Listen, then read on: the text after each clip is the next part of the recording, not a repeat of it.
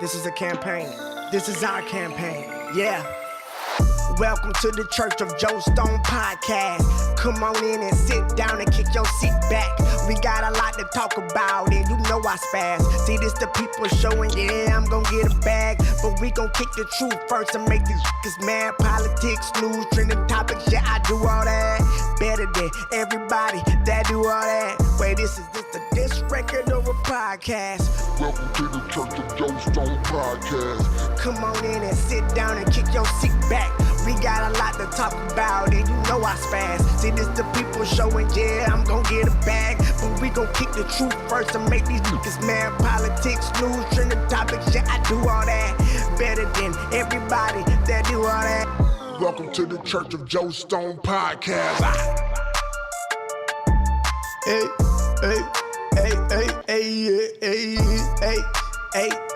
Doing shout out to everybody tonight. I am Joe Stone. This is the Church of Joe Stone podcast. Welcome. Tonight we have a great night where we are talking to a transgender activist who by the name of Chloe Jordan. And if you saw the title tonight, it's called Joe Stone versus trans activists. Just so you know off the top, look, we are not going to be debating. I'm not looking to make Chloe look bad. She's not looking to make me look bad. We are simply trying to start a dialogue but in our community, in the culture between, I don't know. I don't like to label shit, but there's conversations that need to be had that haven't been had for a long time, and I'm happy to be having them with you, Chloe. And I also have Drea on here, my co-host. I never seen her before. Look, she ain't ugly. Look, Hey, I thought because I y'all. had her on the phone, she wasn't cute. Nah, man, we don't get down like that. All right, so Chloe, do you want to kind of tell us, what you do and, more about, I guess, your what you've done as far as your trans activism and, Awesome. Sure. So thank you for having me, Joe. Like, I've always watched you for years on Instagram, followed you, think you're really dope. I love what you do for the culture. I love the conversations that you have, and I like your point of view. I don't always agree, but I love your point of view, and I love the way you present.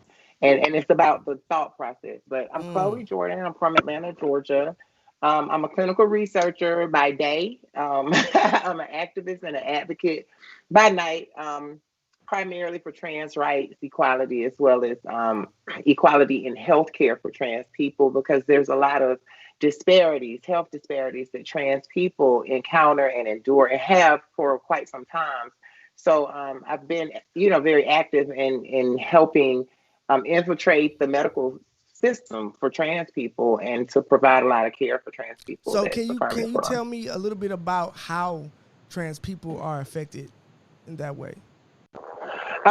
So one of the things, for instance, trans women of color, as we know by numbers, is a demographic of people that's highly affected by HIV, for one.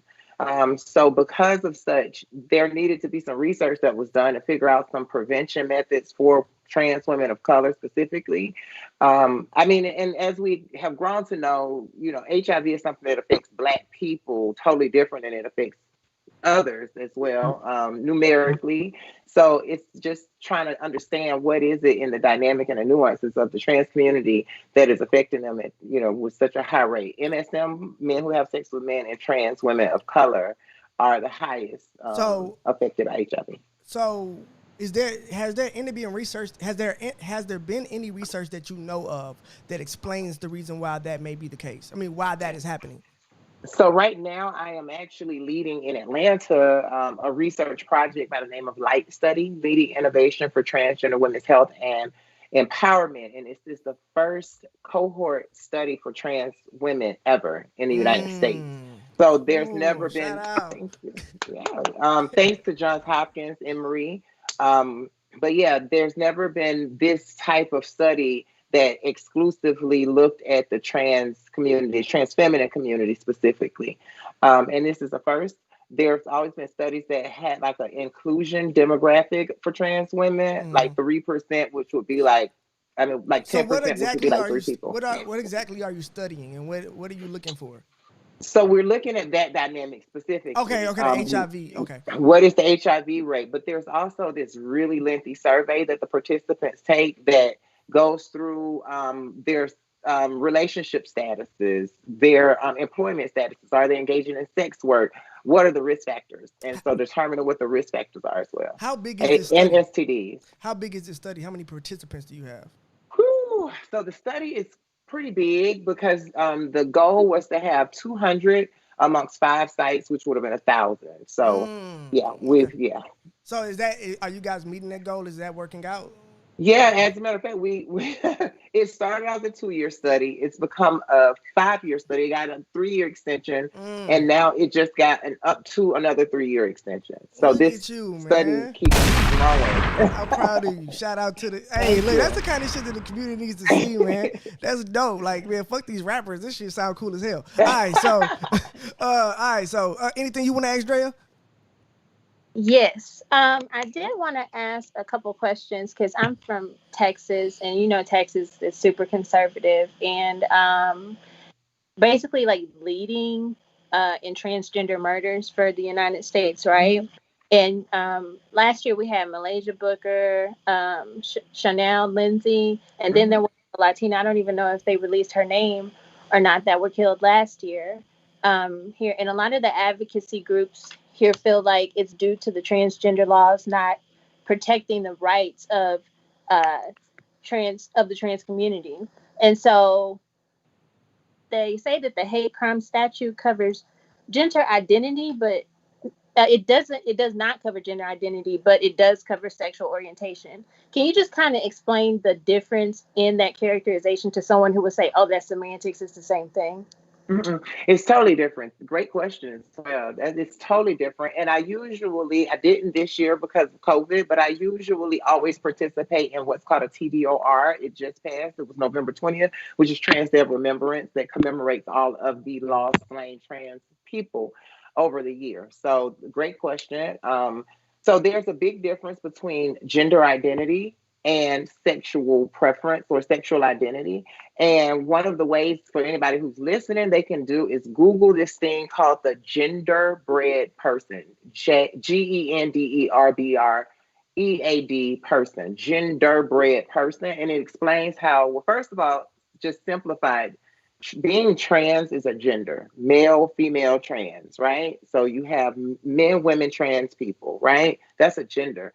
Being gay, straight, heterosexual, whatever you want to call it, that's a sexual identity, Now, right? what do So you two. say? Now, I'm sorry to interrupt you, but I got to be devil's advocate. What do you say Okay. to the person that says there's two genders? Where you getting this third one from? Well, I mean, historically, like in other cultures, there have always been known to be three genders, right? So this is a new concept here. So I'm also in school. I'm a pre-PA major at Mercer, right? So one of the things that I learned from my history class is that the reason that we know history, like slavery, the way that we know it, is because the historians who wrote it was white. So if we had black historians at the time, we would know history differently. So, But okay, go ahead. go ahead. Okay, well, So so I'm talking about biologically. I'm talking about so that's what scientifically. I'm So saying. are you saying that Yeah. there is a scientific difference between a transgender woman and a I guess you can save me. Save Cisgender your woman, boy. a Save your boy. cisgender woman. You Yeah, know I'm so trying out here. okay, Frank, so so bad. No, let no, no. I me say it wrong. yeah, let me Because no, explain this because for we you. had a whole conversation before this where I was saying biological women versus trans women, and she told me she had to tell me that was some people consider that, or I guess in that community is considered negative, that isn't a positive thing you to say. I thought I was in the whole time I thought I was being the utmost respectful. I'm thinking I'm doing a great job, Drea, and she was like, Yeah, no, that's all yeah. wrong. Wrong. I'm so So sorry. Go ahead, yeah, go ahead. scientifically speaking, right? Cis means same. So that means you identify as the same thing that you were assigned at birth, right? And then trans just means that you don't identify with what you were born at birth. You feel totally different because gender is in the mind, right? So sex is between the legs. That's Okay, what you fair. were Okay, so born. that's You the got me? difference we're discussing. So okay, Yes. so you're saying so what? Okay, so I guess so there are going to be people that saying again we're just playing semantics, right? So we're hmm just changing sex to gender, and I mean I don't have a problem with it. There is, but and you discussed. Matter of fact, you're the one that told me that you don't like the speech policing that happens, I guess, or that goes on. Can you go into that a little bit? hmm I actually feel like, so what I say, like I'm gonna say to you all tonight, outside of being disrespectful, say it how you mean it, say it how you feel it, because I don't want to inhibit us having a healthy conversation just because you don't know all the vernacular and the vocabulary and all of the King James English of the LGBTQIA community. Say how you feel it. I will educate you along the way. It's not to correct you and demand that you change the way that you say it, but I mean, I'll educate you along the way, just like I did when you said biological. But I think it can be a little much when we are pushing so much for being inclusive that we begin to make others exclude, excluded, and we talked about that, and I appreciated your attitude towards, me trying to doing my best to communicate earnestly. And I think that, like you said, if the goal is to create conversations and to bridge the gap and to show people that, look, we're all the same. Maybe I like something different than you, but really doesn't matter if fucking black, white, gay, bi, whatever, straight, it doesn't matter. And if that's the goal, then, speech policing is just going to inhibit the communication, and it makes it harder. And then it gives people who don't like you another reason to have an issue with you. Absolutely. Like, now we can't even talk now. You know what I'm saying? Absolutely. So, yeah. Absolutely. No, I mean, even in my work, I have EMPs and other medical professionals who are brought into, because I also work with the Gender Center, which is the first comprehensive healthcare facility in the South for trans people. So we have medical professionals who come to work who are great, right? They're really great MPs, really great doctors, but they are not really culturally or competently trained in trans. And so they're terrified. They're really terrified to walk into a room, an exam room with the trans person, because they're scared they're going to misgender them. They're scared they're not going to know the right vernacular or the right vocabulary at the right moment. And they're intimidated to practice medicine for this reason. So I just think that it's okay. And I always say this, it's okay to make a mistake. It's totally okay. Yeah. I make plenty of mistakes myself. Go ahead, Dre. Just to go back to the intersectionality between the sexual orientation and gender identity. Right. So just for me to wrap my head around it. So is it possible for someone to be trans and consider themselves to be heterosexual? So let me just say this, right? Oh, yeah, good question. You are a cisgender woman. Yes. Joe is a cisgender man, right? I'm a transgender woman, right? I can sleep with you, Drea, and I'm going to still be a trans woman. I can sleep with Joe, I'm going to still be a trans woman. Because my gender identity is different than my sexual identity. So as a trans woman, sleeping with you, Drea, would make me a lesbian. Sleeping with Joe would make me heterosexual. Okay. Lord, this shit is hard, goddamn.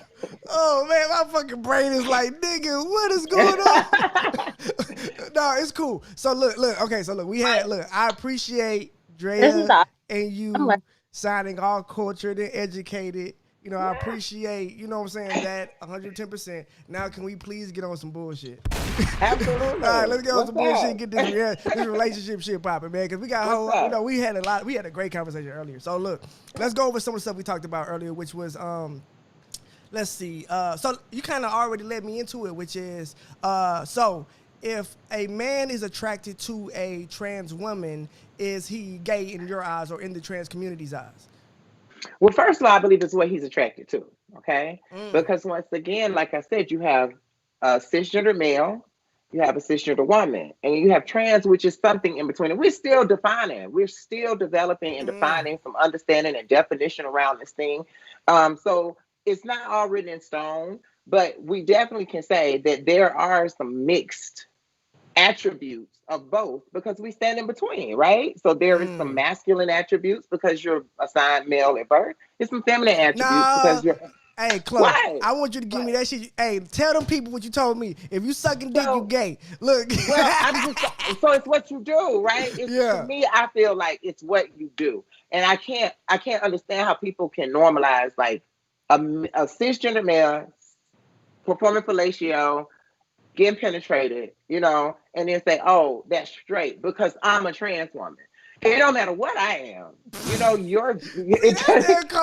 kind of fucked up. It don't matter what I am. So a guy dates you. Hold on. So a guy dates you, and he straight up and to the point, like in your mind, look, fam, I'm good. Whatever's going on with you, that's between you. That's you. So you and it don't matter who the penis attached to. If he sucked a guy's penis, a trans penis. So technically, by your definition, y'all could be halfway sex and he can end up gay. Halfway through sex and he can end up gay. Well, the thing is, I really kind of try to identify what a person's sexuality is from what they dealt with before me. You know what I mean? So if they're into cisgender women, then I'll say, you know, oh, he's a straight dude. No, this is my question. This is my Mhm. question. Now, this is something Right. that I just thought of right now. I never thought about this before.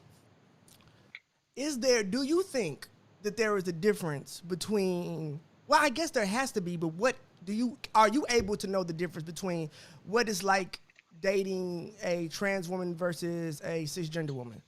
Like there has to be something different, right? So I talk to guys, and from what I understand from guys, yeah, it's a big difference. And one of the main differences is this connection that trans women kind of have with cisgender men. It's a different kind of connection, I guess, because there's some type of understanding that the trans woman who has at one point in time had some type of male experience in life has that correlates with this male experience that he's living. So there's this different type of understanding, you know. It's just deeper than a cisgender woman. And also then you go physical. I mean, if you had a penis and you knew how to ejaculate your penis, you know how to ejaculate somebody else's penis, right? Right? I don't believe You know that it shit. works. No, I ain't like it. Nah, fuck all that shit. That ain't a thing. No, hold on. We not about to sit up here and have the girls eat pussy better than guys do and the guys suck dick better than girls. No, fuck all. No. I am a guy who has turned women who are lesbians into straight women. First of all, I'm also a guy who has been with a lot of goddamn bisexual women, and I'm telling you, out of their mouths, that is not a thing. So, so maybe for guys it's a thing. I wouldn't know, but for girls, it's not a thing. First of all, Drea's just like, I don't know. No, you have something totally different. What you mean? You offer something totally different to that woman. So it's not that really, don't let them gas you up that you do it better. It's just that you do it different. You do it totally different. Yeah, you got something that. Because I done had this thing my whole life. Bro, that's not the thing. That's not the same thing, bro. That's like the same thing, no, bro. I'm all right. No, we look whatever. No, look, Drea. So you rocking with Chloe? You rock? Because I'm just saying, if you have something, you understand. Drea, so hold on. Look, I don't know if you want to talk about Drea. Do you want to talk about your sex life? I mean, we can to a certain extent. Have you ever been with a woman? You feel like answering? Yes. Okay, so you've been with. Oh, so do you believe women do it better than men? Absolutely. I swear to God, I have. Joe, you got to try some new stuff. I mean, I'm not saying you do it. I'm saying, but you got to see for yourself. Wait a minute. Wait, Chloe. Wait a minute. Chloe. Wait. Oh, I'm like, hold on. What is she talking about? Wait a minute. No, Chloe. I promise you. Let me tell you something. I'm open-minded as a man can be. Promise you, but Joe, goddamn, I got to draw the line. Any guy who is fortunate enough to have that trans experience, I swear to God, they always say, we're going on to the next goddamn question, goddamn, because you got me fucked up. They say the thing that got him is the head. Swear to God. First of all, I'm not even a head guy like that. I prefer fucking vagina anyway. I'm not one of those guys that be tripping about it. Yeah. I have a Oh yeah. Oh, she said yeah. I got you. Wait. So have you ever turned a straight man? I guess. Have I? Yeah. Absolutely. Well, that's, believe it or not, even though that's not my preference, I swear that it's not my preference, right? That's so not my preference. I wish I could just find guys. So you be finding the yeah, ones that want to slide on, like you be finding the ones that you. Every time. Chloe, I am fucking turning these niggas out, man. Hood fucking talking to these niggas. Trap dudes. Always. I wish I could find me like a lawyer or doctor who's like, you know, hi, I've had trans experience before. No, never what I get. I always get the ones it's like, I ain't never did this. So I have to deal with everything that comes with that every single time. The denial, the battle. Emotionally, it's a lot to do. I always got to deal with that though. Do you ever feel like when you're talking to them that you, and I'm not saying you, and I am not implying in any way you do this, but I'm thinking about the conversation you'd have to have with somebody. And do you ever feel like maybe you are convincing them, or like they're almost putting you in a position to have to convince them, and that's probably not something that somebody wants to have to feel like they have to do to somebody, if that makes sense? I have been in situations where I'm laying in bed and the person is like standing up doing something, and they just turn around in silence, look at me and say, "So look, let me ask you something." And I'm like, "What?" And they say, "So does this make me gay? Am I gay?" And that's heavy. And I'm like, That "How is do I answer?" And then knowing Huh? what you say, is going to could break this man. Like it could hurt him. So I asked them, "How do you feel?" Chloe said, "Look, does your ass hurt, nigga? how do you how do you feel? What do do you think? you feel gay? Is it two Like Do dicks in you this feel room, nigga?" gay? Do Okay. I am I do you see me as like am I a man to you? Do you feel like you've just been with a man? Like what do you feel? You know? Well, one thing that I can say is since we, and this is why these conversations are important, and Absolutely. is because like, and I would say this as somebody who's made jokes, and I don't think I've ever made like bad gay jokes, like super bad ones, but I think I have like probably said some jokes that I don't. I'll say some this. catfish stuff. Yeah, like shit, like shit that. But after me and you had a conversation, right? You were the first transgender person I've ever had a conversation with. So, and we had a long, dope conversation, and it was I'm fire. another And first. you are See? the first. I'm your first. Oh, Yeah, bro, you pop your do. cherry. Bro, Drea, what is we doing? What? Oh my God, Drea, you guys. I'm Oh sorry. my God, y'all murdering me right now. I heard- Okay, anyway, but no, what I thought about immediately, I was like, damn, I've said jokes, and I was like, you know what? I don't think I would say that joke after having a conversation with you, because I was like, now I know somebody personally that I can put a face on this, and I was like, if I said this in front of her, how would this make her feel? But I didn't have a reference place for, you know what I'm saying, like a individual that I could put in that space in my mind to consider those people real people. You know what I'm saying? Because it's not that I had a problem with gay. You know, shit, I put you on the show. I don't have a problem with gay people, but Trans people. trans people. But in Different. general, I'm talking about the LGBTQ community in general. But I was just like, man, I don't think that shit was cool. But I wouldn't have felt that way until we had a conversation. And nobody would have been able to make me have that feeling. It's just like, wow, this is a cool person. I didn't even like, damn, these are real people. Maybe this shit wasn't cool, man. Like, you know what I'm saying? I don't know. Well, no, you're right. I mean, that's the impact, and you know, I'm very intentional about that. You know, I put myself in some weird, awkward places because I'm like, who better than me? You know, Right.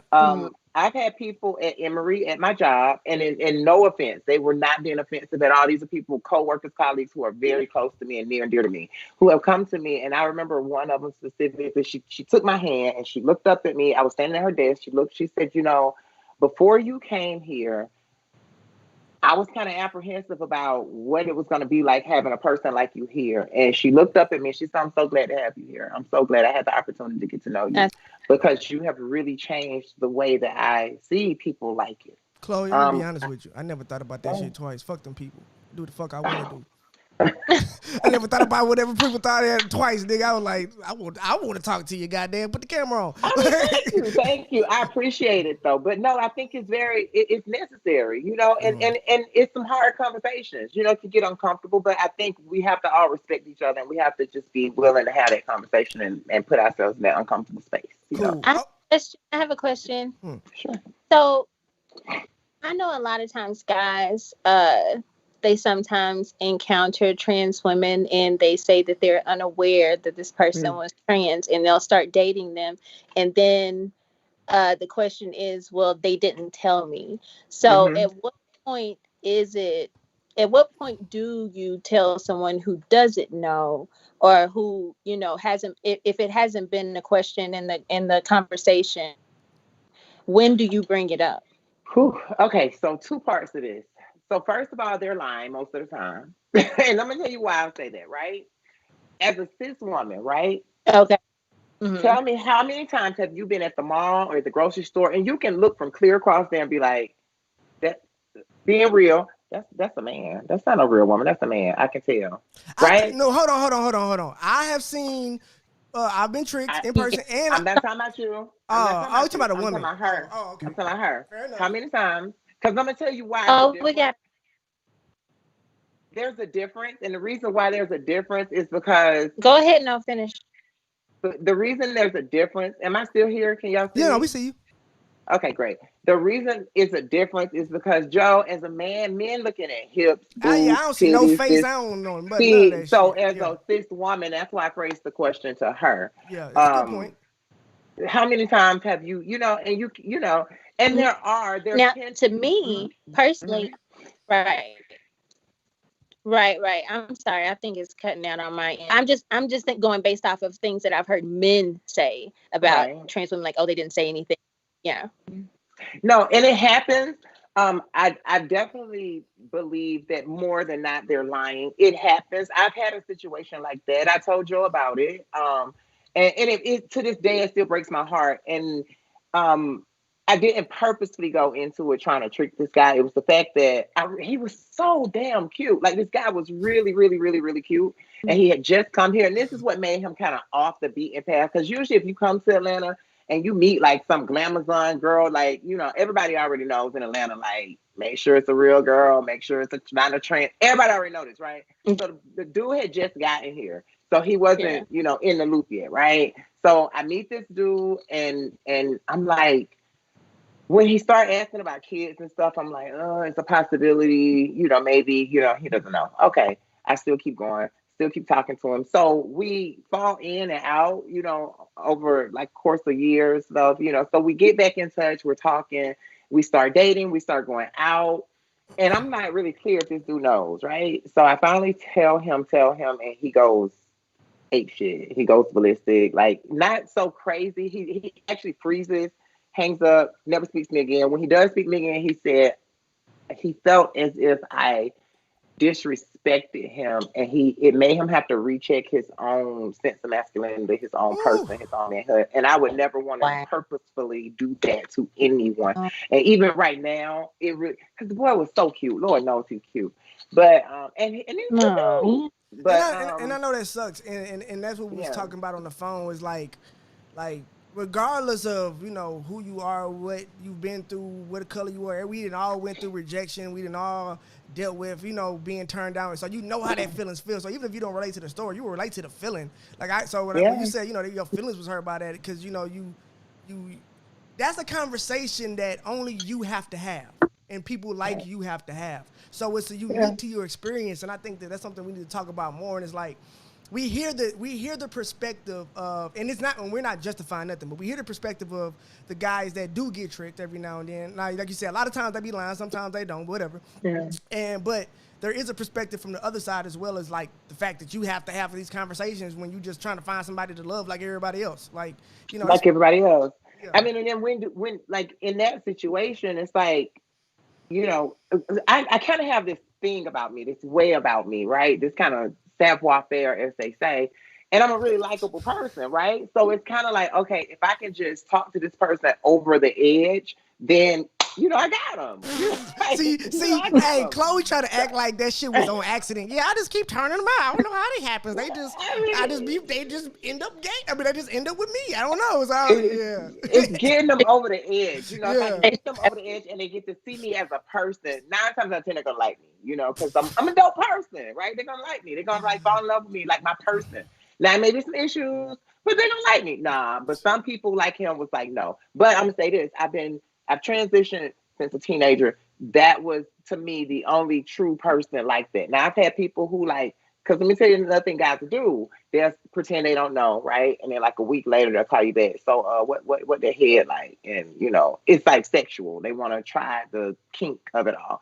So to me that already tells me, nah, this, for some reason there is this crown that men wear or they think they wear when they say it's their first time. Like, I've never done this before, even though it's like their 100th time.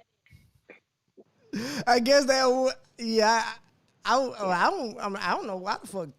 Why is that a thing? And now that I think about I it, don't I don't know. know. I thought I had something. I was like, I don't Mhm. know why the fuck you would say that.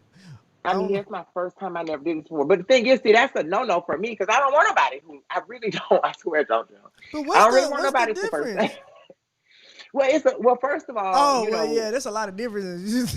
yeah, it's a lot of difference. But first of all, it's like I He's don't so always stupid. want to be the one that the person got to wrap their mind around this with. You Like, gotta wrap you their can't. lips around it. Look, you know I'm stupid. You so You're so stupid. All No, right. they gotta wrap their mind around it, and they taking you through this phase right. change with them. You know. All right. And you have to keep in that cycle every time, Oh my you goodness. somebody Woo. want to Yeah, have a This is a regular lot. relationship. Oh That's shit. why. Okay, it's a so then lot. what happened to the born gay, born straight conversation then? Because all these guys, what they just was. Born gay, born straight. Hold on, explain that. I thought. Well, look, I could be completely wrong, Chloe. So you can correct me if I Okay. am. But isn't that a thing Okay. in the LGBTQ community that the argument between detractors saying that people are choosing to be straight, and then I guess people who are homosexual saying that no, we are born this way? Isn't that a thing? So, okay, so that's different than trans attraction, right? And I'm gonna tell you Oh. why. Yeah, because I'm gonna Oh, teach you you some right, new you words. right. I guess you right, you right. You know what? That's a stupid question. I got it. I get it. Yeah, you right. You No, right. but I'm gonna teach you some new words right quick, right? Bet. Let's do it. And you okay? So androphilia, right? Mm-hmm. You ever heard of androphilia? No, ma'am. I need, Okay, gynophilia, let me right? take. Take your notes. So these Yeah, are I'm behavior. literally tired.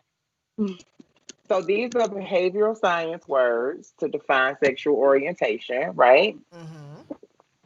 Okay. Similar to homosexual and heterosexual. And so a person who is a gynophiliac, right, is the person who is attracted to femininity. So I'm going to have people, regardless of what they identify, who are still attracted to femininity that are going to be attracted to the femininity of me, the hair, the Now is that boobs, the, the, now is the that persona, now the is that energy. now is that separate from being attracted to a male or a female, or is that as well as, or is that as in, you get what I'm saying? Is that included in the It's attraction to a female, or is that, I guess, is it related? Is that make sense? I want to say, I'll say intersecting. You know, Okay, that's the I word I'm think it's looking a for. It little, I intersects. think it's a little Perfect. deeper than just, you know. I think hetero homo is just so superficial. You know, when you get to more gyna andro, it's a deeper layer. You know, because you got to remember we're all energy, right? You're energy, I'm energy, we're right. energy. The universe around us is energy, right? So you're going to be attracted more to the feminine energy because I can still. There are women, cisgender women, trans women who No, look there are like men. women but I've met have a lot of men who are feminine. Like, I mean, there's a well, lot of men. no, who have like a No, no, energy no, no, that they no, no. I know that's exude. what I'm saying. I've met men with Yeah, feminine energy. I know. I yeah, get what you're saying. There's a difference between yeah. masculine and feminine energy. Like Right. like I have extremely not this ain't no like I have extremely masculine energy, but it's not. Even though I don't know, even though I'm super cool, like I don't know, I got like if you meet me in private, like, I'm a fucking really aggressive person. But Toxic. anyway, you said I'm just toxic? No, I am toxic. Look, I I am hold on. I'm the worst. I don't think that anybody has to meet you to get that across. That's a good. Oh, that's, you know what? You Maybe okay. translate that very well. All right, cool.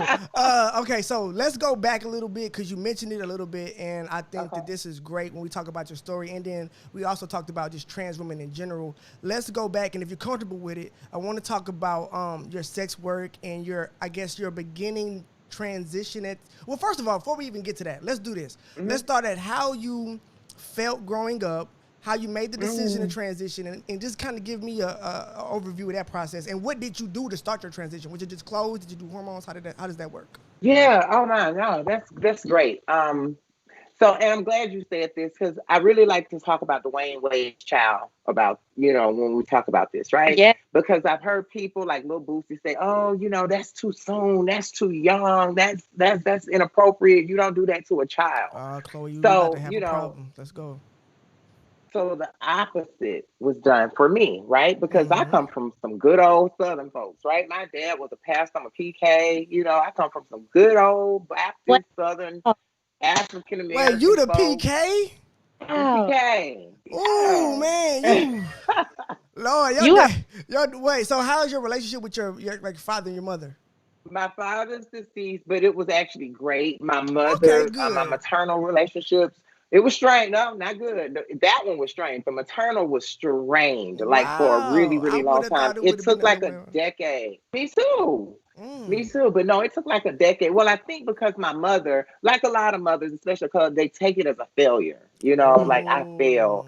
I did not raise my son properly. I I can see did men something doing as a that though. black woman. I did something as a black woman, not raising, and that's a big fear that black women have, that they're not going to do right by their sons. They're not going to do right by their child, It's a hard thing to swallow, man. On both Yeah, sides. it's a On both hard thing. sides. 'Cause That I don't think there's anything. And if I'm being honest, I don't think there's anything wrong with people. And I've heard gay men say this, that they don't want their kids to be gay. You know what I'm saying? And they don't.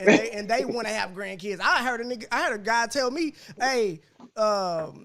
He was just gay for fucking, like, he planned on being straight at some point so he could have a family. Like, I was like, what the fuck? Like, how's that a thing? So, it happens. but yeah, so, but like, not even trying to be down low. Like, I'm just going to just have a family. I'm like, okay, cool. So what the fuck was I saying? What were we talking about? I'm sorry. I got all off topic. I was going back into childhood. And something about, like, if their son, like, I don't want my son being, I don't, I don't think there's necessarily what you hear, but for you to,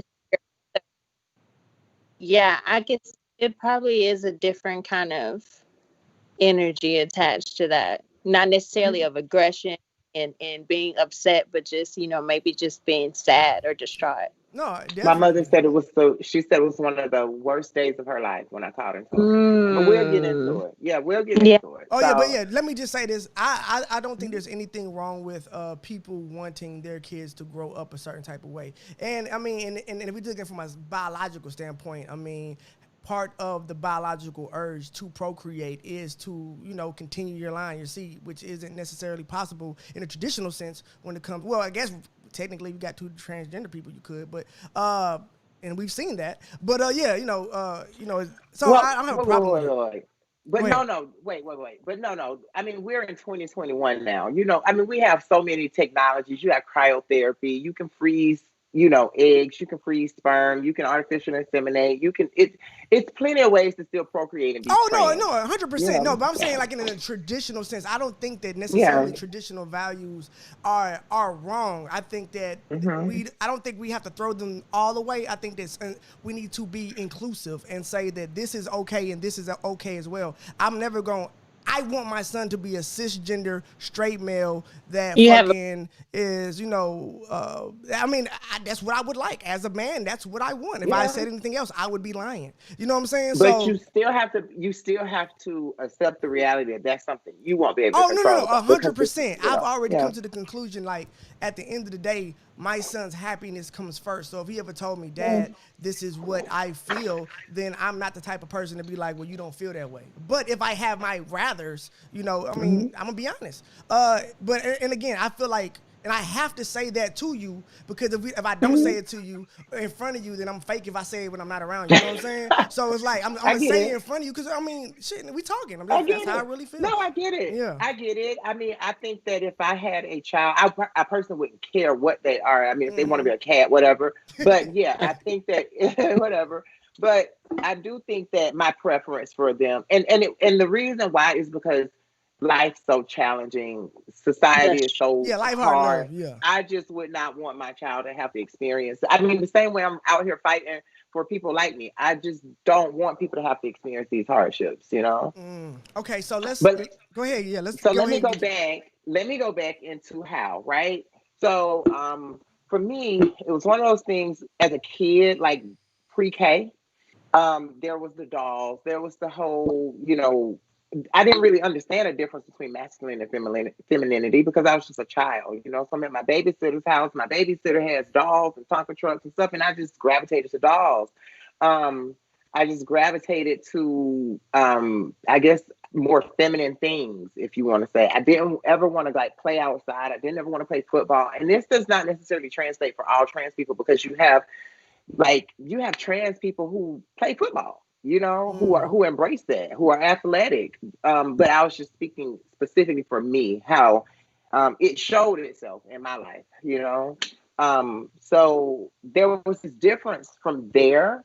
By the time schools began and, that's when you start really understanding gender, right? Because that's when they say all the boys line up and go in this restroom, all the girls line up and go in that restroom. And then I started to feel like this awkwardness, right? Still don't know exactly what I'm feeling, but it's just awkward. I'm uncomfortable. I'm uncomfortable going to the locker rooms. I've never taken PE because I was always afraid of the male locker room. Always. It was just something intimidating about it, and it made me anxious.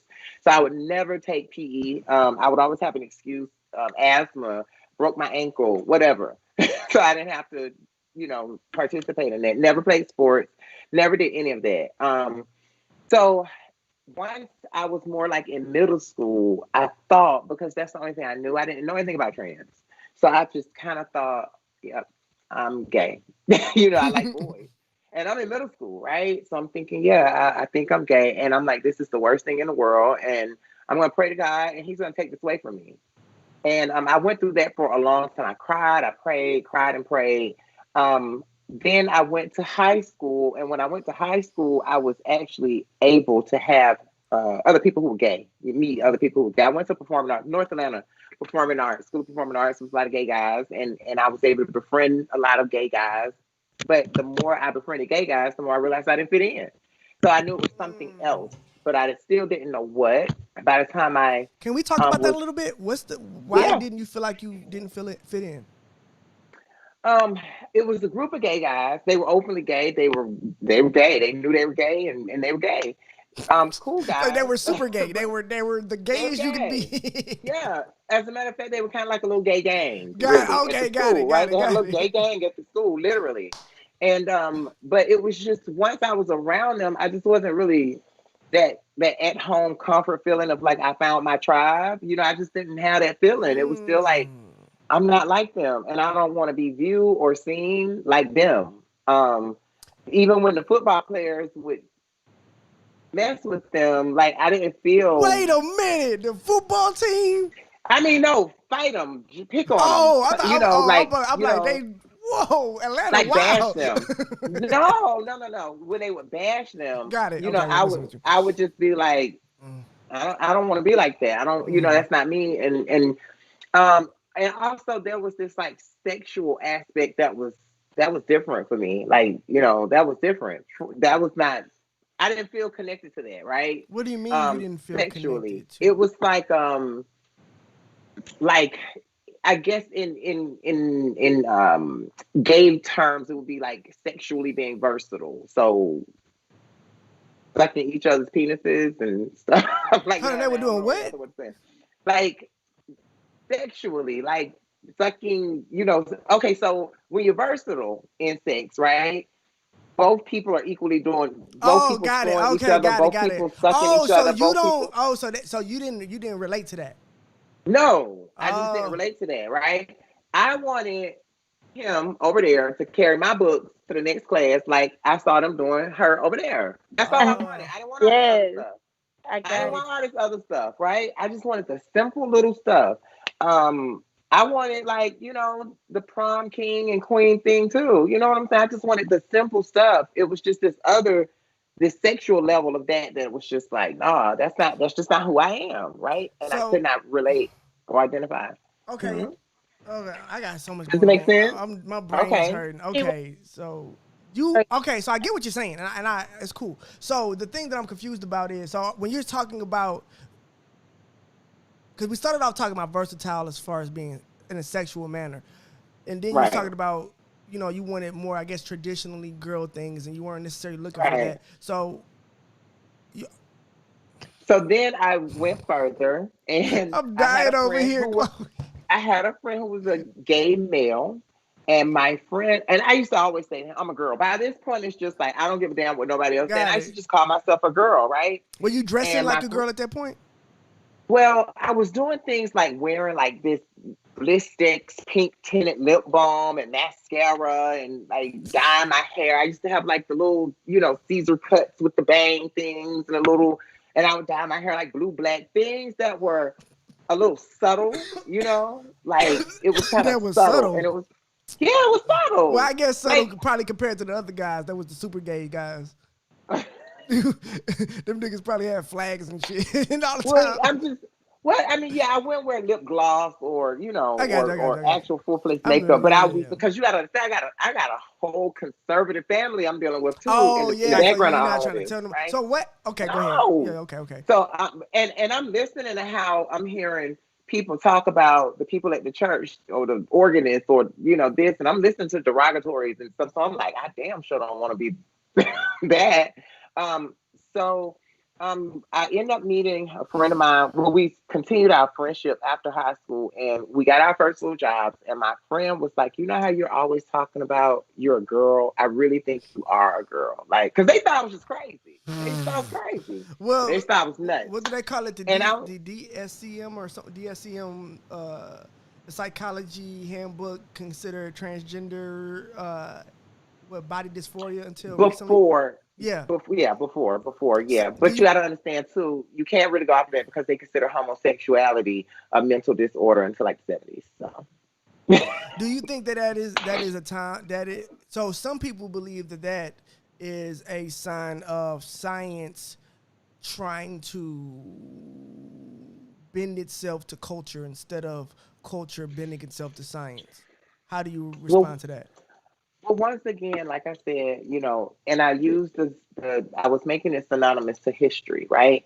It depends on who's writing the book, right? So if you're coming from a misogynistic, heterosexual, Caucasian perspective, the book is written to your liking, right? It doesn't lend understanding to the Native Americans or the Africans or women or any of these other plethora of people outside of just the Caucasian male. Like it's from my perspective. So what happens is once other people start to now become scientists or historians or whatever the relevant profession is, then you start to see a more broader view of Okay, the so same thing. got it. Okay, so let's speed up a little bit and let's go straight to. So now Go ahead. I meet my friend. My friend introduces me to my trans sister. We're still best friends right now, right? And I talk to her, and it takes off. Like I don't ask no questions. Let's do this. Hormones. Let's do it. Let's do it. How did you get hormones being so young? How Black old are you at this What market. time? age was? 16? Black 16. Black market. So the way that I got the hormones, or we got the first, believe it or not, right? We used to first hit up the little mom and pops. We used to call the little mom and pops like we were doctors. Mhm. And do the prescriptions, yeah, right. Used to call in the prescriptions 30 Premarin, a bottle of their estrogen. We used to call in like a doctor. And we used to go and pick it up. That was the first way. But then there were also people who sold black market hormones. And this is something that's big. This is common in our community. People still doing it right now. Black market hormones are so common. Um, so it's Is easy to it get as your easy as buying some weed um if you know the right if you people? are if you're in the community, yes, Yeah, I got you. Yeah, because you gonna know everybody knows, somebody. Yeah, got yeah, it. she got the moans. That's what we say. Yeah, She got the moans. Miss Thing got the moans. Yeah, she got the moans. I am Uh, dying over here. what she Jeez. got? What she got? She got the pills. She got the shots. What she got? Yeah.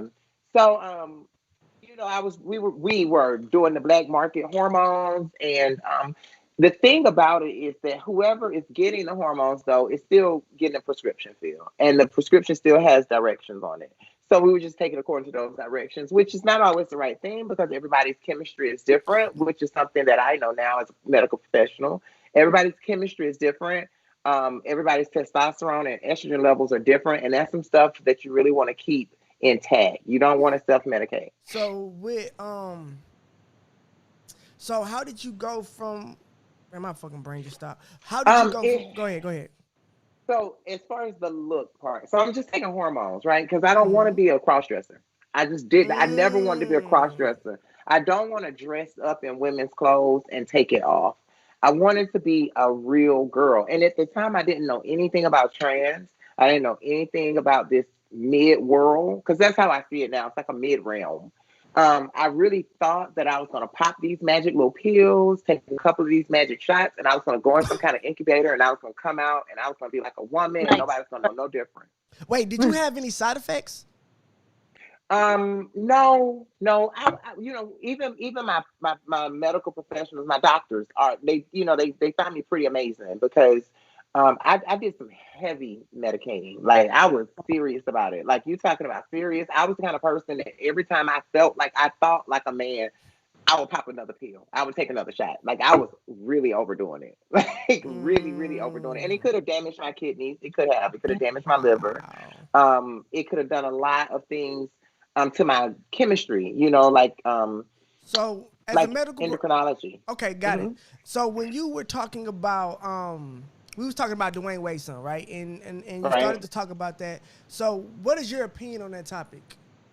So this is the thing. So Dwayne Wade, because this is the derogatory that was made about that. Oh, Dwayne Wade's gonna chop his son dick off. That's what they're saying. Well, that was First Boosie. of He was all, being Boosie, but the rest of the world knew that wasn't what was happening. Well, hood niggas thought that's what was happening, but the rest of the world no. didn't.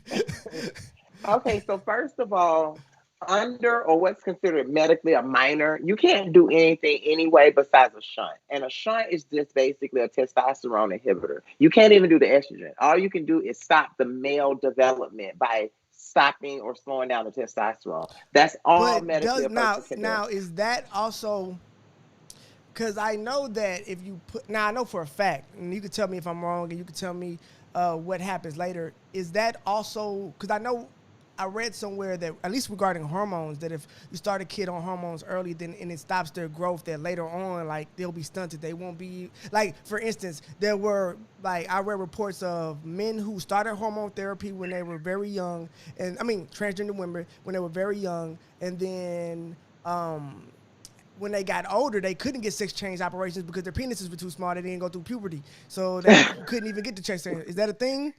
Never heard of that. I've heard of that before. Wow. Like that is like that's not a thing. Like they don't have enough So tissue for the vagina.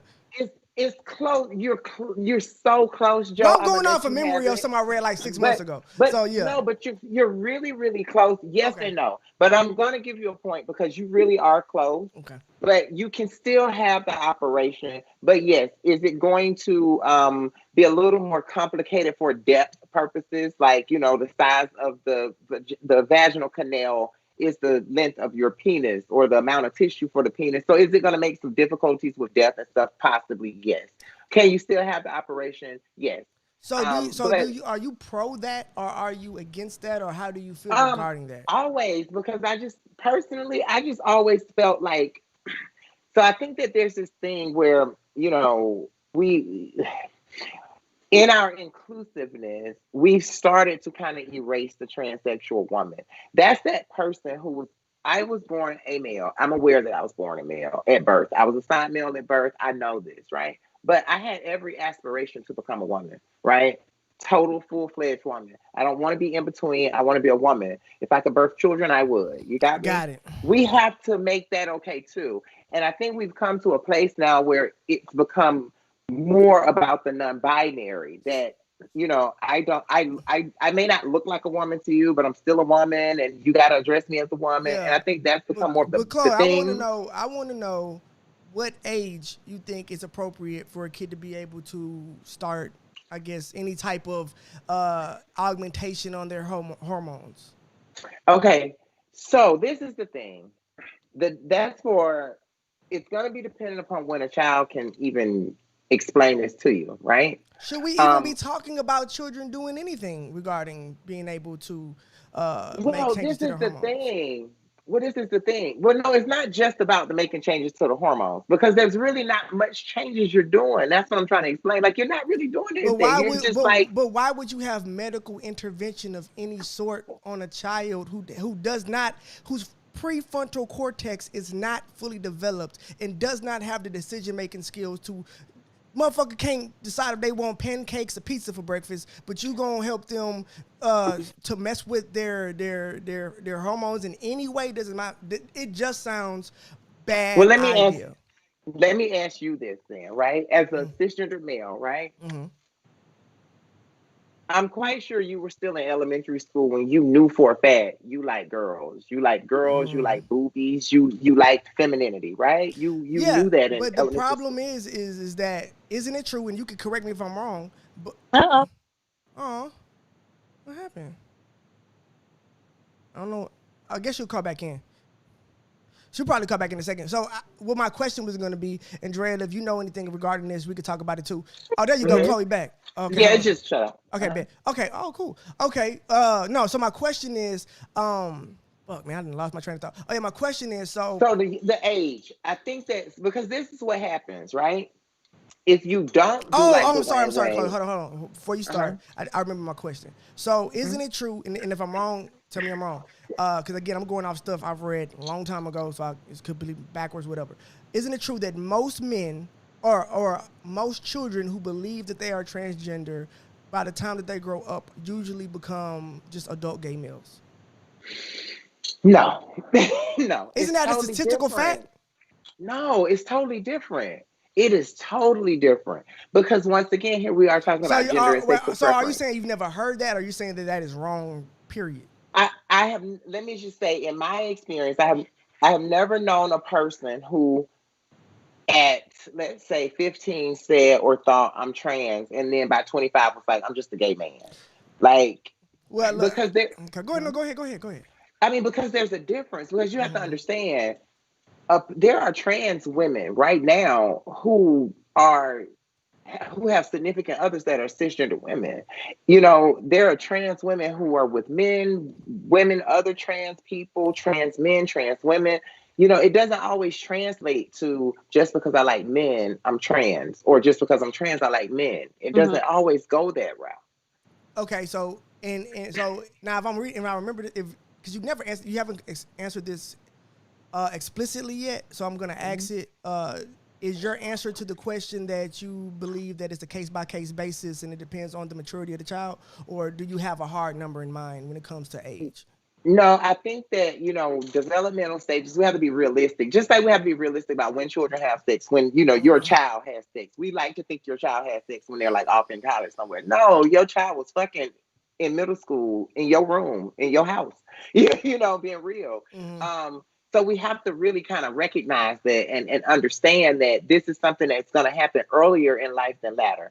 So I think that if your child is able to convey to you that, hey, I'm trans, or I think I'm trans, I think it's something you should explore. I'm not saying that you should just run out and just buy them a sex change or a gender reassignment surgery tomorrow, or even, as you said, do any medical intervention. But I do think that it's something that you do need to explore medically, because only a medical professional is going to be able to assist in this process anyway, at the end of the day. And I have to push back on you, Chloe, because you said that in your community, or you don't know specifically of anybody who thought that they were trans when they were a child, and then as they grew up, they became a gay male. Well, even if that's not the case, there was a lot of people who believed that they were straight throughout their adulthood until they became gay males. So and I know that transgender, we're talking about gender and not sexual preference.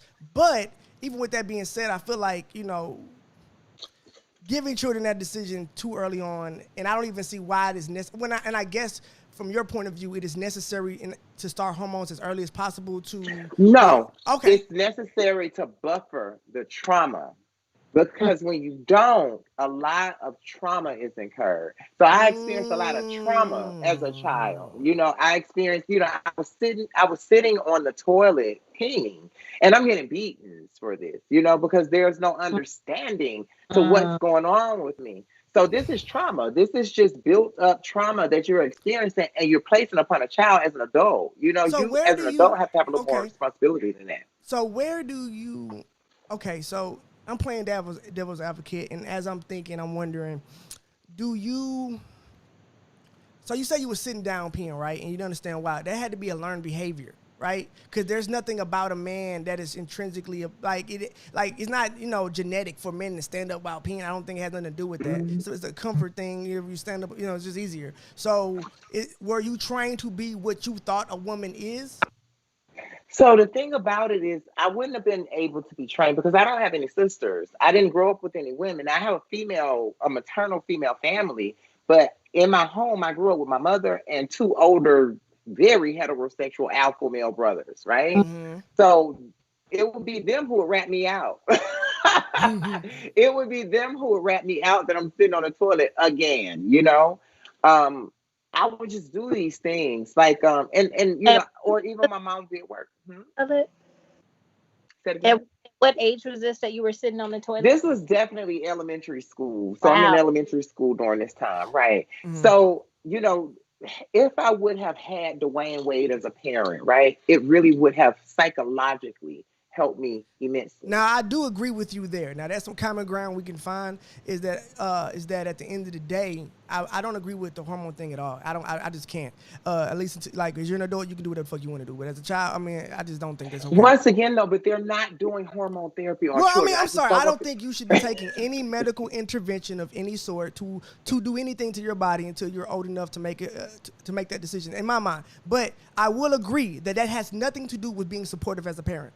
That you don't have to get your kid, like you said, you don't have to run out and go get a sex change operation. You can be a supportive parent and be like, look, I just want you to wait and look, maybe when you're 18, you still feel the same way. Cool, I'm supporting you either way. But, Yeah. I think there's a way to negotiate these conversations, Absolutely. and remain positive and supportive. So, Yeah, absolutely. No, and that's what it's about.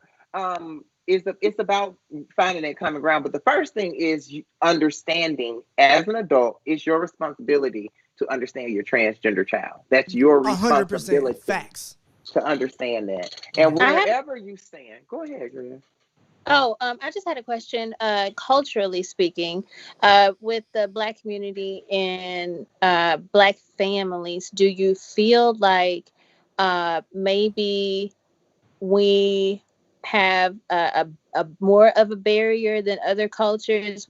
That we just don't try to understand these things as a culture compared to other cultures. And it takes effort. Yeah, most definitely. And I cannot exactly say why. I don't know the details of why. My thought is that we are historically Christians, right? No, and we are not. No, well, I'm saying No. like in America. Yeah. And this is what I mean by that. So the reason I said no is because new information for me too. I'm learning that it wasn't until like the last 50 years of slavery that people of color or Blacks who were brought here or Africans who were brought here decided to accept Christianity as a religion, and that was more so to assimilate as free Blacks, right, into this social norm, right? Can you send me some information on that? That sounds interesting. Yeah, sure.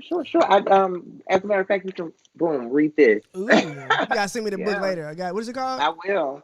It's Ira Berlin's Generations of Captivity. It's the history of African American slaves. So, Chloe with the shits, guys. See, that's what I like. Bet. All right. So, culture here is Black people now. I think that largely it does have a lot of relationship with the church, and that that there's so much condemnation with homosexuality, and so we just associate that, and we just deem that to be like that's the norm, heteronormative behavior, and that is the law, and anything that goes against that has to be like the devil or anything like that. Yeah, absolutely. But also there's this piece of it. It's the one thing that most people aren't, right? So for instance, if the Bible says a lot about fornication, premarital fornication. The Bible says a lot about lying, about loving thy neighbor. The Bible says a lot of things about just how men and women should conduct themselves in general. And if you look at it, I mean, we're talking about like men send their penises through people's DMs these days. Nobody is living according to the Bible, like being realistic. But one thing that nobody here is we can all agree to condemn together, right? Because we can't agree on like early sex, right? Because you had sex when you were 15 and you had sex when you were 6. So we don't want to talk about that because I don't want to condemn you or myself. But neither one of us are gay, so let's condemn them. 100%. Yeah, 100%. Right, it's easier. It's weapon. So hold on. So before because we getting kind of deep into the time, and I want to make sure we get this and if you don't mind, can we go through because. As we've been talking, I didn't know this is you're a clinical researcher. I could tell you're very intelligent. Thank you. But you told me, and this is not, I don't mean to say but in addition to that, you told me that you started, I guess, at 16 and you were doing sex work and trying to find your way. So I'm curious to know that transition. How did you go from I guess, sex worker to, intellectual. Or as my I have a brother who says from the host row to the hospital is how he says it. And Facts. he's like, that needs to be the name of your Oh, he's like that needs to be the name of your book, from the host row to the hospital. How did this happen? But yeah, shout out RJ. Uh, so one of those things that just happened. It was something I was just thrown into. First starting my transition, and I'm in that awkward phase, because you have this awkward phase, right? You don't just pop the hormones and then boom, you're a woman. It doesn't work like that. Like, you have a little rough around the edge years going on, and it's more difficult for you to fit into society. It's more difficult. You don't have the comfortability to work on a job. You may not even have the passability to work in normal society, or at least you may not feel that you do. So with that being the case, yeah, you tend to fall into sex work. And sex work can be prostitution, but it can also be porn. It can also be now strippers. They have trans strippers as well. And it happened to me just like it happened to anyone else. And it was just, I was introduced to it, and I was just like, okay. And before you know it, I'm there. But the thing that I realized, and it wasn't even just me realizing, the guys would tell me, you don't belong here. Like, you stick out here. yeah. So I ended up So finding wait, the wait, wait, wait. club. I'm sorry. I'm sorry. So you was working Yeah. at a trans strip club? No, I was working on the stroll. Oh, okay. I would be like, you know what a Fox Theater is in Atlanta, Georgia? Uh-uh. I would be I don't like know. by the Fox, Midtown, Peachtree So wait, Street, did you North have any Avenue. like dangerous situations happen when you were young? You got dangerous situations. You have people who pull out guns. You have people who try to rape you. Fortunately, none of this ever happened to me. Okay, And thank I you. know Whew. many girls who it has happened to. Mm. But fortunately, because like I said, one of the things, I was so young, and there is this thing about me, right? And people, when they're in my presence, like, you shouldn't be here. Like, you should not be here. And so, yeah, I did sex work. I even at one point in time, thought I was a professional at sex work. What made you And stop? for one, my attitude. For two, I am not a sexual being. You got what I'm saying by that? Like, some people are just not hypersexual. I'm just not really hyper. I'm the Mm-hmm. kind of person, if we went together, we can go months without having sex and I wouldn't care. Like, I don't have to have sex like that, if that makes sense. So it's not a high priority for me. So But I What? thought in general, when women who do sex work and because I know a lot of strippers and okay. who fucking use, I mean, who in that kind of, they I know a kind of lot. end up in sex work, kind of like all kind of mixed up a little bit, but a lot of times they consider that separate. Like, that sex is like, work sex Yeah, is separate from pleasure sex. So isn't that should I be think an that's advantage as a sex worker? I would think that mindset is like, well, shit, this is a job. I'm getting no. work done. Oh, you was just like, I I don't think even, no, I I ain't think interested. that is I think that is so insane. I think I Because have I for don't real. think anybody doing. I mean, I don't say anybody, but most people doing sex work aren't doing it for the love of the game. Like, they're not No, doing it because well, they no, enjoy it. it's survival. You're trying to Right. survive. But I've had girlfriends, and so okay. I idolize you, Joe. I really do. Right? Oh, thank I you. look up to you on my internet Don't look at world. me. I Like, I ain't love. shit. Look, I ain't. No, but I love going down my thread. I go Thank you down. so I see much. one of your videos. It makes my day. Right? Another person who's like the yellow Van Zant, right? So one of the things that she always says is call a thing a thing. So I have friends, right? And my friends will be on the phone and they're like, oh girl, I've been talking to this guy and and I've never cheated on him. And I'm like, but I just heard you screw a trick like 2 days ago. Oh, that don't Oh girl, count. that was work. That don't count. And I'm like, no, none of that works like this. None of that works like this. That's Sex is women. sex, right? That's a woman thing. Ain't Yeah. got shit to do with It's trans. That's just women, man. That's yeah, it's just, but no, it does count. Yeah, those are bodies. So that's your body count. I'm sorry, ladies, that's your body count. But so. yeah, Go ahead. Go ahead. but I just never was a big sexual person. And I also did not love being sexualized because I wanted something real. You all got to remember what my beginning of this whole thing was. I wanted to be this girl. I wanted to have the American dream, the picket fence. I wanted to have a child and a husband. I just wanted to have this sense of what we call normality, right? And that was taking me further away from it. So, That's what I thought. and I also want to kind of briefly go over, because I won't spend a ton of time on it. But you talked about, and this is something that resonated with me. You was talking about how, and you kind of went over it briefly already, is that, you know, when people decide, or when a man or woman decides to become, or realizes that they are transgender and then starts to pursue it, it pushes them kind of into the black market, or the darker side of society, where they have to do sex work because, like you said, they can't get jobs. Maybe they're not passable, or maybe people are discriminated against them. And then now they have, the only way for me to live out my truth is to live this lifestyle, which I don't really like, because it's the only way I can support myself. And I guess also, as well, this community that I'm in is filled with other people just like me who have the same struggle. So I can see how that could be a comfort zone, even though it's a very toxic and dangerous environment. And it's easy. And it's easy. Oh God, yeah, it's exactly. Easily it's the acceptable. easiest thing to do. I mean, accessible. It's very easy. And when we're talking about this beginning phase or awkward phase, you know, don't nobody make money like a big dick transsexual makes money. I'm telling you now, like for real. So for real, they pay. I'm dealing with a lot of shit over here, guys. They pay for that. They pay for that. You would think like people would be like, oh, you know, girl, you're so pretty, you're so this, you're making like, this ain't what they want. That check. They want that pipe. That check is going to them double digits. Trust me. So yeah, that's what they want. Because I mean, think about it. You paying for a fantasy. You want your fantasy. You don't want a regular basic stuff. You want some stuff you can't find. No, I mean, look, I ain't nagging. Look, if you gonna pay for it and this is what you like, go get the Bentley. Yeah, go get the goddamn. Go get the fucking, you know, the Ford F450, nigga. Don't get the 250. Get the 450, nigga. Absolutely. That's what they want. This is too fucking funny, bro. Look, I love this. This is like a kid in a candy store. I love talking about shit I'm not supposed to be talking about with people that's cool. Like, this is some fun shit for me. All right, good. They want the dually. All right, what you about to say, Drea?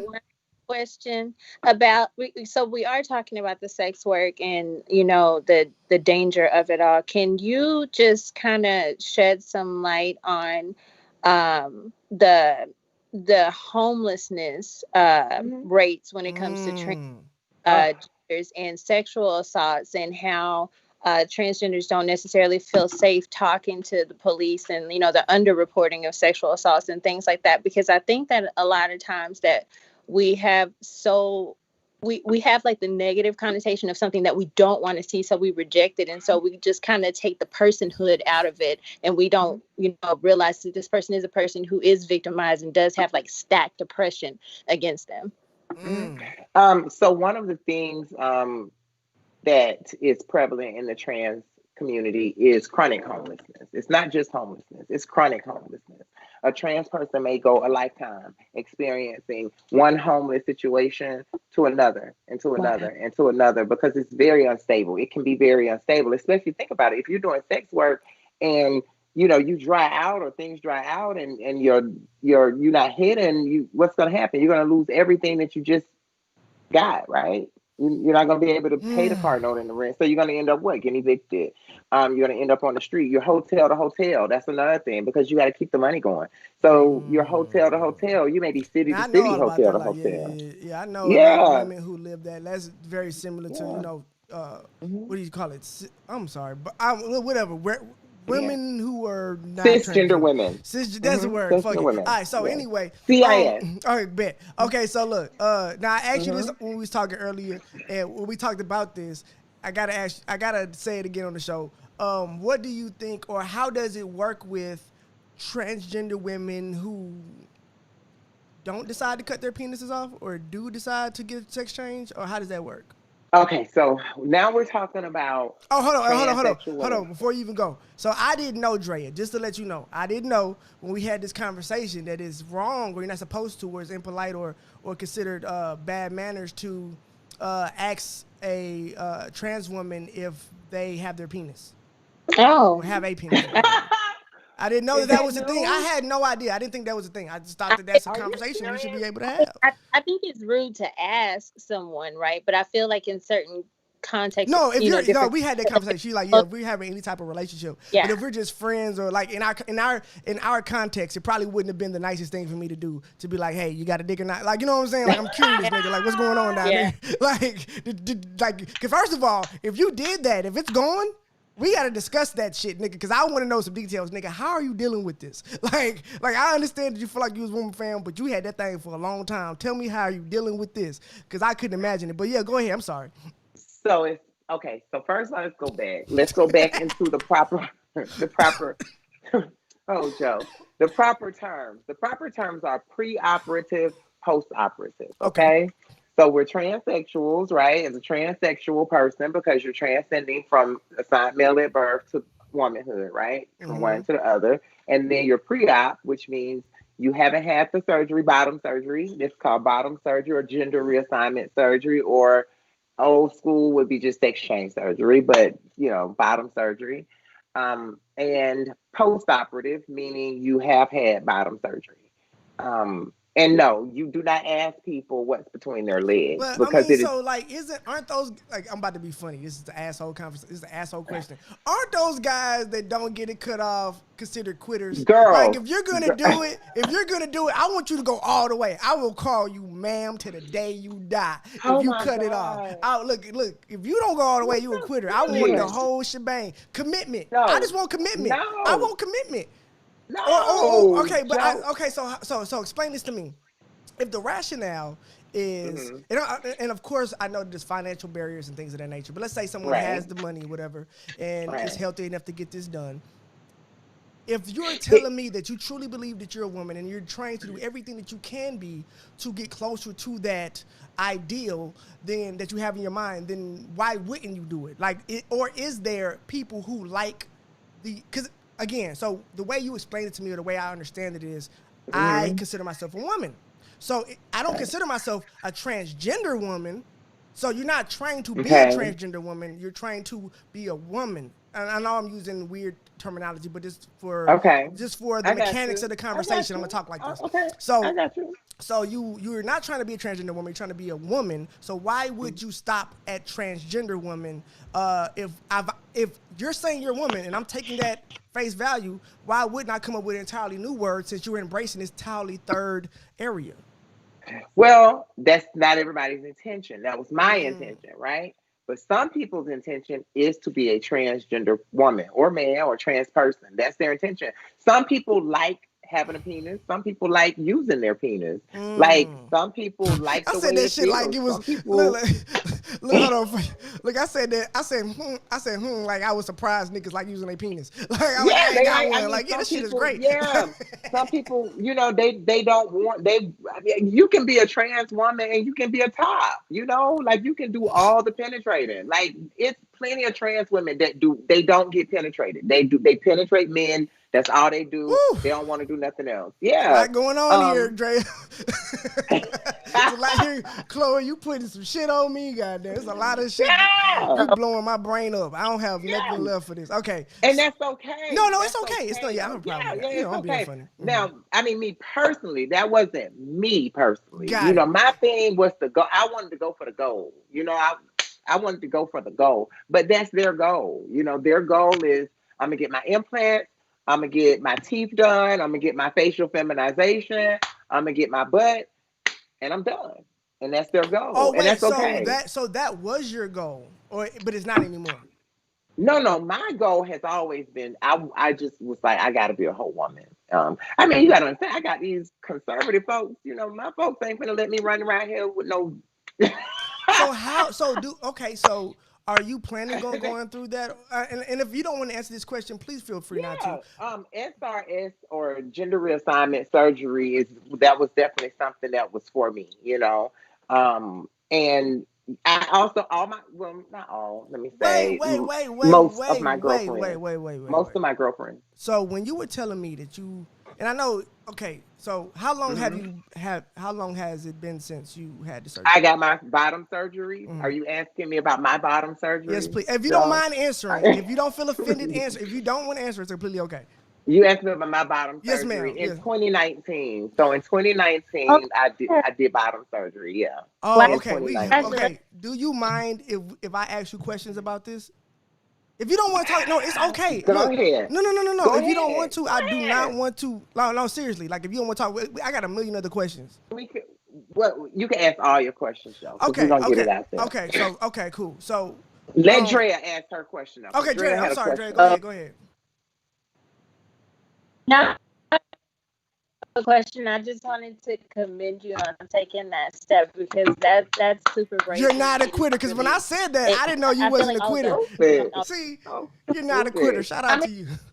decision, like from start to finish, like, do you want to wear a wig, do you want to wear makeup, and it's just one decision after another, like just leading to your commitments to being that way. And I don't think that a lot of people even think about it, and we just kind of take it for granted, like, oh, you can wake up and want to look at stuff, but you literally wanted to make that change for yourself in order to be comfortable. And so it's Yeah, I mean, I remember when I first started, I hated being called a man. And I remember in the middle and the thick of it, I hated being called or considered or put in the box of being trans. I just always hated those things. I just want to be a girl, So, period. yeah. so did you have to go through counseling before you had the surgery? Well, I've been in counseling for eons, so I'm Okay. still in counseling. Like, Mhm. for real. I mean, no, seriously. I think that this experience alone is traumatic enough that Mm. if you are trans and you don't have a therapist, please call me so I can get you a therapist, because you So, need a therapist. so please tell me. So, okay. So, you are going to the hospital. You go through the surgery. I know there's got to be a little nerve wracking. You said goodbye. Mm-mm, Did you do? No. mm-mm, Did you have like a mm-mm, ritual for your penis? Like, did you have like a goodbye ceremony mm-mm. for it? Nothing. Nope. What? I really felt overdue. I really felt What? like, oh, No, Dre, child, I'm not being funny. finally. If like you understand, like this is a thing. So I'm not trying to be funny. I'm being serious. I really felt overdue. No, I get it. No. Because for real, there are people who, like, for real, like, there are people who ask to keep their testicles, and I mean, no, it happens. It Okay, really does happen. I can see It that. happens. Yeah, I want to It's keep real. mine. It's it's real. They're like, can I please keep my testicles or whatever? It Mhm. happens. Okay, so Um, what did you feel afterwards? Were you just like pain. happiness, pain? Okay, okay.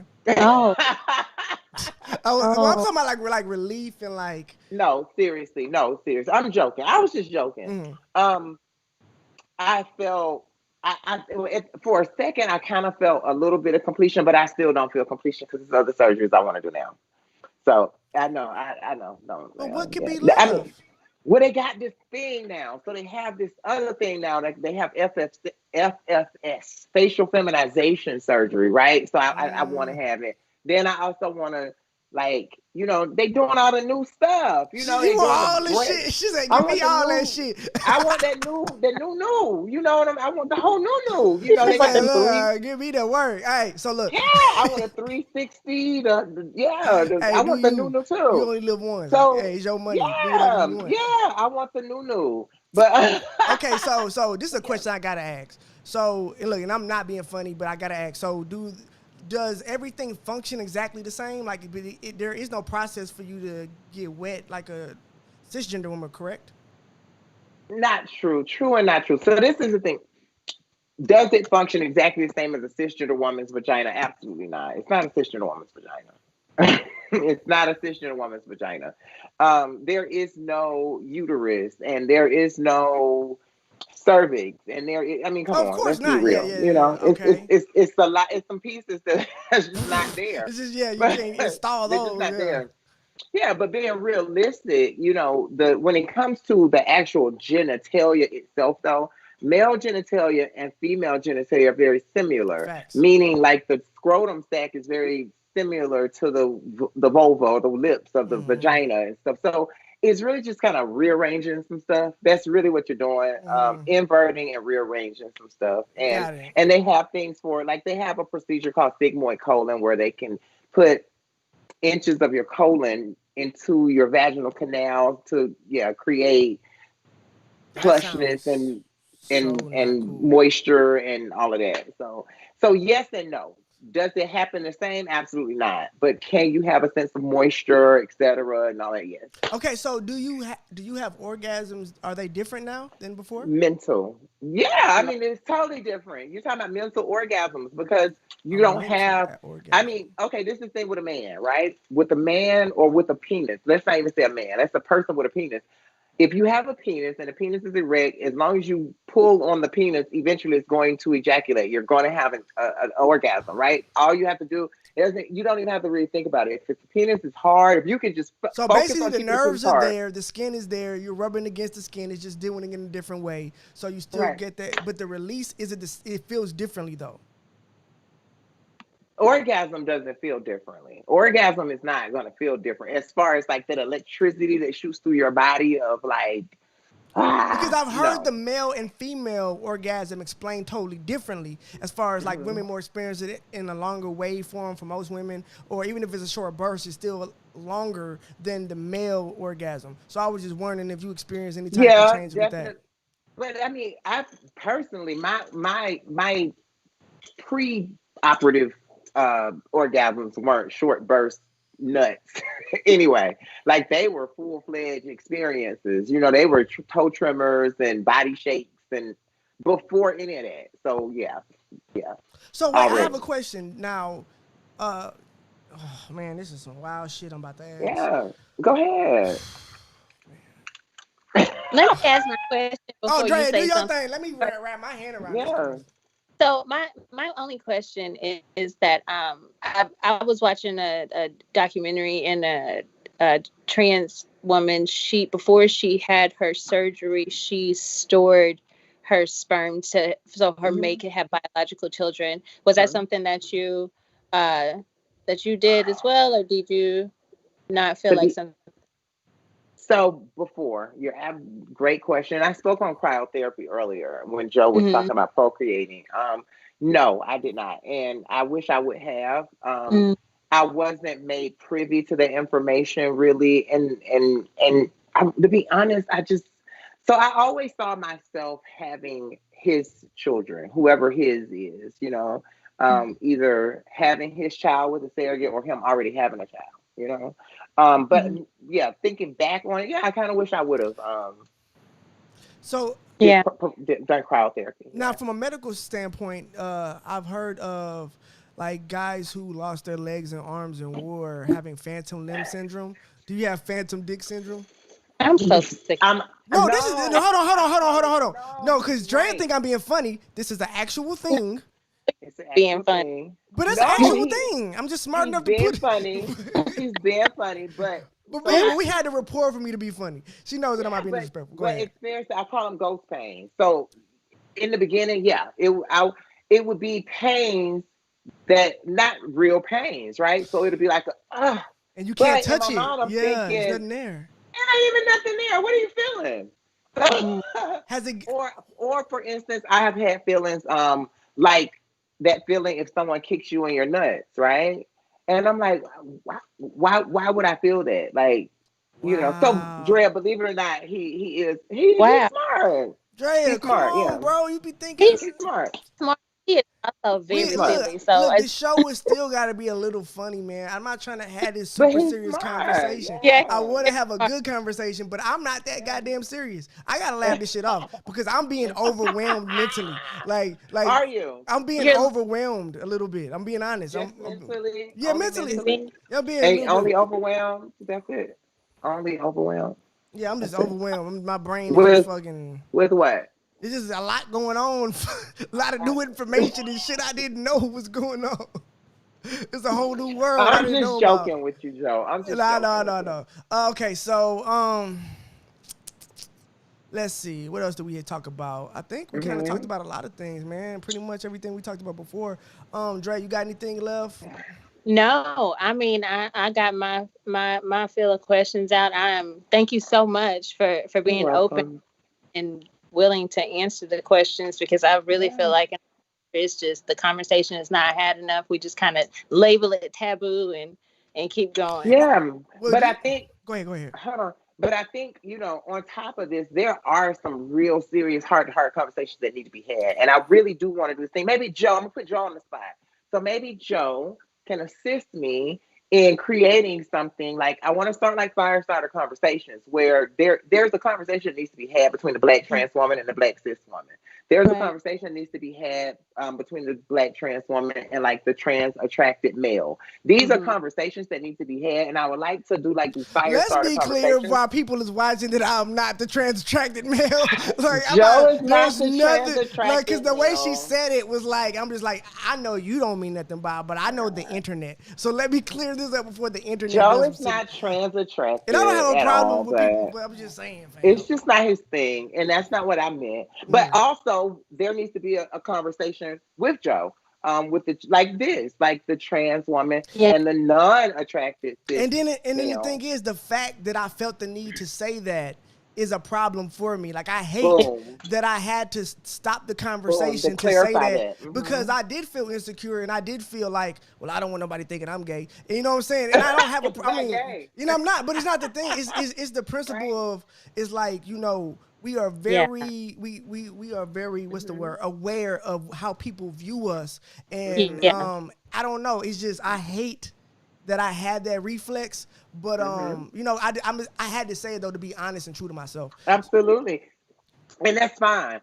You know, that's fine because that's your comfort level. I mean, even men who deal with trans women or have dealt with me. Let me just make an I statement. Men I dealt with have had their own issues just like that, where it's just like, hold on, like, you know, it's just that knee-jerk reflex. So, yeah, no, 100%. Yeah, no, and I appreciate you guys, both of you, being cool with it and, you know, allowing me to process it, because that is the thing. As men, and as, not men, as people reach out to try to have these conversations, you're going to have them having internal battles with themselves because now they're being confronted with an entirely new reality that they have never experienced. So you know what I'm saying? You're giving me a whole new world that I didn't even know really. I knew it existed, but I didn't know all this was going on. Look at God. You know what I'm saying?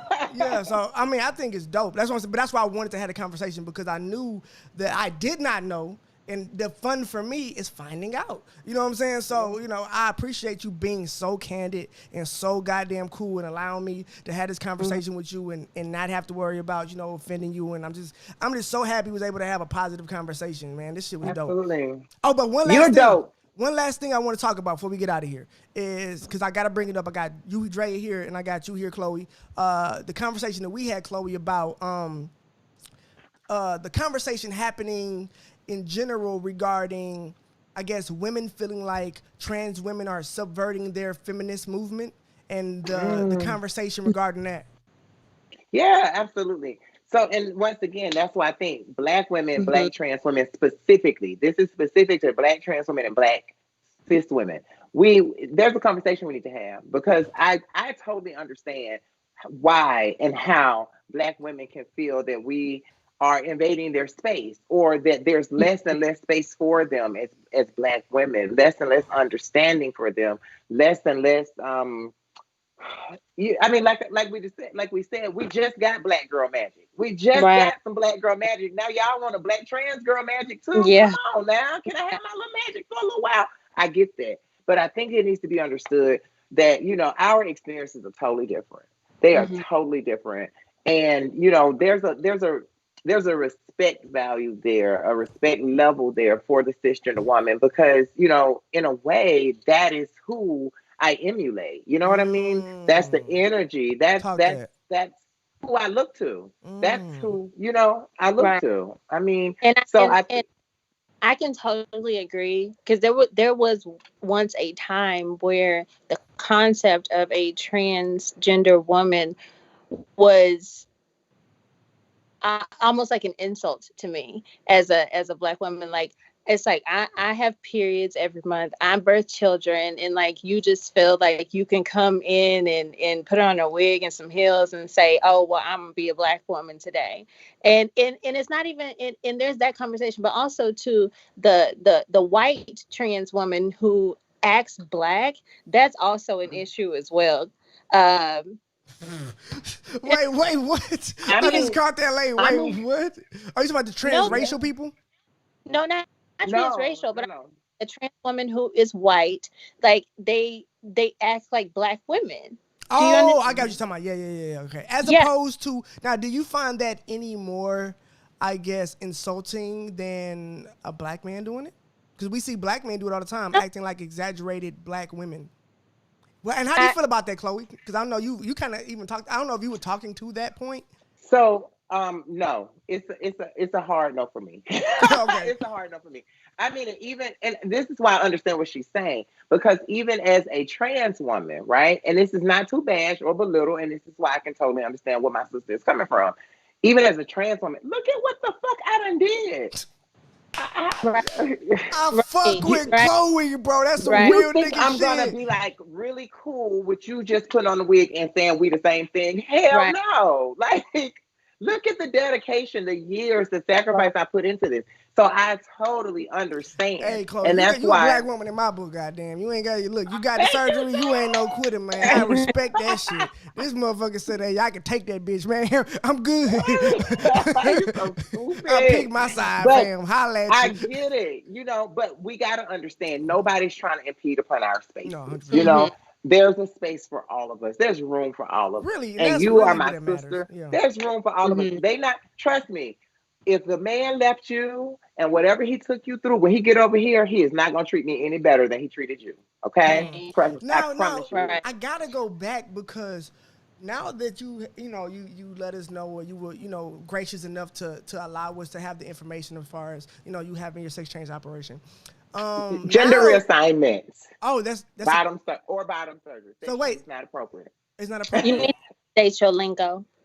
Okay. I'm sorry. I really didn't know. See, I didn't know. So you can say bottom surgery or. And I think you have corrected me multiple times, and I don't think it ever crossed my mind. Well, this is why anything that says sex sexualizes, right? And you don't want to sexualize a person. So when you say sex change, here we go, put it back to sex. But when you say transsexual, here we go back to sexualization of a person. So you want to try to stay away from sexualizing people. And you told me before when we talked that you don't necessarily agree with that. You just coach me correctly.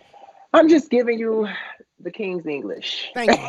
I appreciate it. Okay, so now that you've had your bottom surgery, now it makes me think about the guys that you said that you dated differently, because now since you've had your bottom surgery and you dated guys, did that change the dynamic at all, or do you feel less of a need to let them know that you used to be No. Go ahead. No. Changed totally, because I mean there are some guys who are completely repulsed by that. Like it's just like, oh no, they ugly. I've seen them before. It don't look like a real one. Oh my God, it don't get wet. I'm not putting my dick inside of that.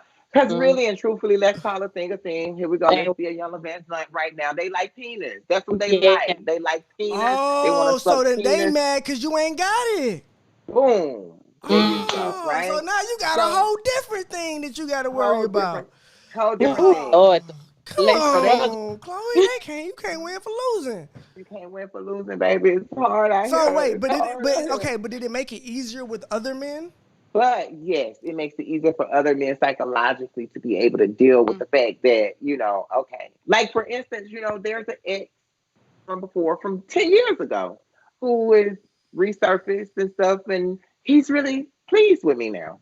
He's really, and we had some issues 10 years ago, but he's really pleased with me now. Oh, that's nice. So you think that he might be the one? No. He's the one for right now.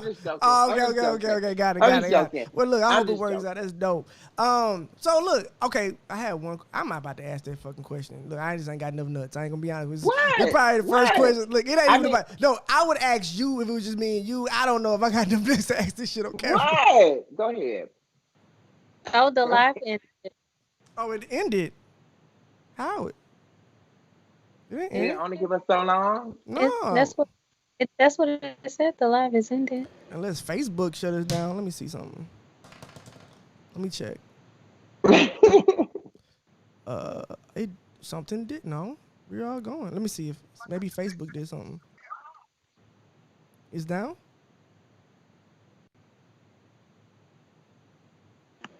Let me look on my phone. Damn, we was pretty much done anyway. I still got the video. It looks like it. Okay, that's cool. It doesn't matter. I know we still on YouTube, and I still got the recorded version. We're on YouTube. Yeah, we still on YouTube, so it don't really matter. And we about to wrap up in a second anyway. I don't know. So look, first of all, No, we're not having this conversation. But I'm listening. No, I'm I'm listening. not. No. I have a fucked up brain, and my brain is like, if you give me one little piece of information, it goes everywhere. I don't. Certain things I don't need the answer to. You know what I'm saying? But my brain wants the answer to, but I don't need the answer to. Anyway, let's see. I don't know. I feel like we touched. Oh, one last thing. I swear to God, we're gonna get out of here. It's the conversation that we had about something. Oh, it's back up. It wasn't. We did the Dwayne Wade thing. Somebody said I'm gonna try to turn you out. Oh, Thank you, Dale. Yeah, Don't Joe. don't thank nobody. Don't do no. That ain't. That's what they said. They said she gonna try to turn you out. First They of just all, playing you that. got no. See, this is the shit that the nigga got to deal with. See, this is why. See, and it goes back to what we were talking about. See, this is the problem with these conversations, because now I'm having to have conversations about what I don't. They were just joking. No. Personally, I don't have a problem with it, but that is a real thing in our community where men don't want to have, like, don't want to even be your friend, because then I got to answer questions and have conversations I don't want to have. So, I mean, I'm not saying, of course, I'm not that kind of person, but I mean, that is a real thing that men deal with. But anyway, look, I think we covered a lot. We can always have you come back on the show. We ain't got to do this shit for all day. I'm always interested. Love you a lot. Look, you going to be our go-to person on everything LGBTQ. And then what you can do is you can keep me out of trouble whenever we get to these topics. Okay, we can do that. As a matter of fact, I just was invited to Georgia State by the professor of the women's health class there to do a curriculum about trans inclusion and women's health. So that's my job. I'm changing this whole thing around. I'm changing this around for all of us. Major key shit. I'm about to say, I'm glad I found you. I'm glad we having this thing, because in 6 months we might not have been able to get an interview, Drea. Right. Like, we just happened to get lucky. Look at this. Look at God. Like, we're like, man.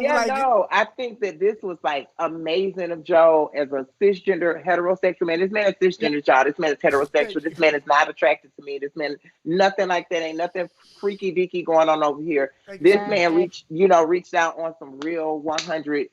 Can I have you on? And I think that is like up here. Like, big ups to you. Well, to be honest with you, I didn't have to think about it long. I saw what you did. You seem like a well-spoken, intelligent person, and I wanted to talk to you. That's genuinely the only motivation I had. So thank you so much for coming on, and I think this is probably one of our best shows yet, and I'm happy.